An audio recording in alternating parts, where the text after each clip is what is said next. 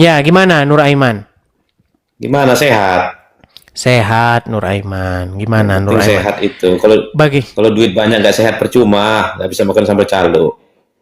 Bagaimana pendapat Anda ini tentang perihal ujaran yang bersifat permusuhan? Sebentar, kita buka dulu nih ya.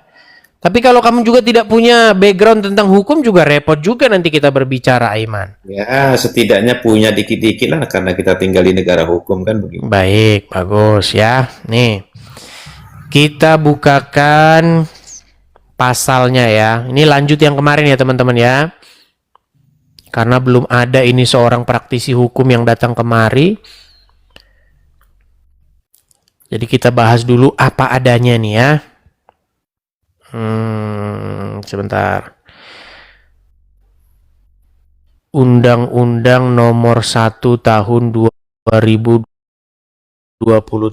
Pasal 300. Saya balikin ya kamera saya ya. Oke. Kita bahas ini lagi nih. Kelihatan ya? Kelihatan? Kelihatan. Setiap orang di muka umum yang melakukan perbuatan yang bersifat permusuhan.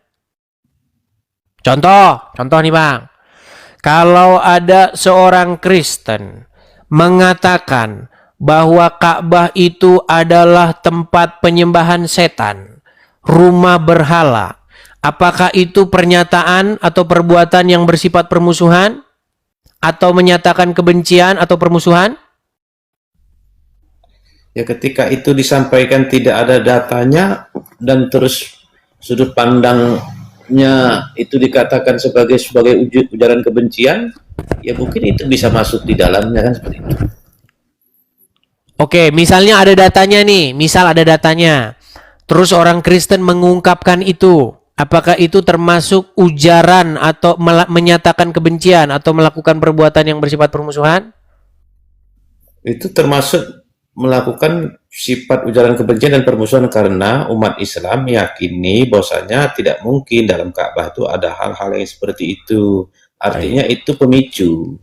Baik. Pemicu yang mengarah kepada ujaran kebencian. Baik. Sekarang saya balik.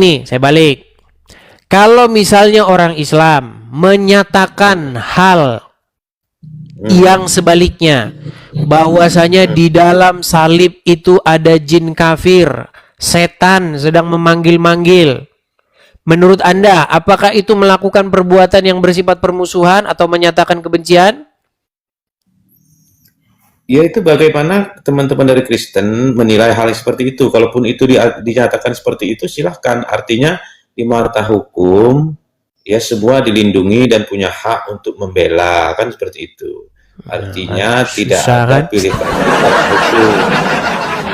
Seperti itu. Makanya saya bilang begini Bang Nuaiman. Ini makanya saya bilang pasal ini termasuk pasal karet. Kenapa? Ya. Karena melakukan perbuatan yang bersifat permusuhan ini, yang menentukan ini bersifat permusuhan atau menyatakan kebencian itu adalah orang dari agama tertentu. Jadi sifatnya itu sangat subjektif.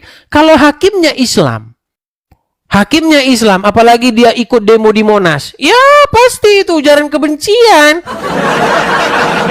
Itu ini artinya kedua belah pihak di mata hukum memiliki hak yang sama. Hukum tidak akan berpihak kepada si A atau si B. Hukum akan tegak lurus, akan melihat ya kan siapa yang bersalah sesuai dengan data dan fakta, lalu mereka masuk dalam ranah pengadilan seperti itu, Bang.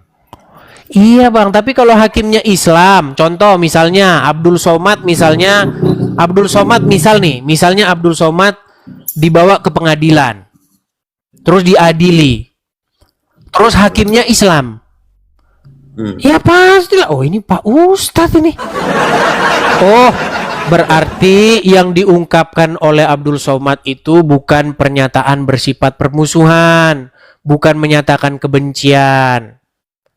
Karena hakimnya Islam. Gimana? Tidak selalu seperti itu juga. Artinya hukum akan tegak lurus dalam melakukan keadilan.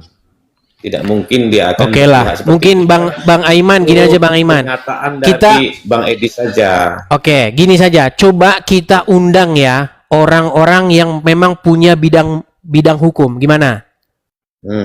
Oke, baik ya kita. Silakan, undang coba. Oke. Maksudnya saya turunkan dulu, saya undang dulu orang yang bagian hukum dulu, oke? Ya, saya ini juga ahli hukum kok masih nggak percaya aja. Ahli moneh kan, ya. Kujo raja lawang moneh nih kujo.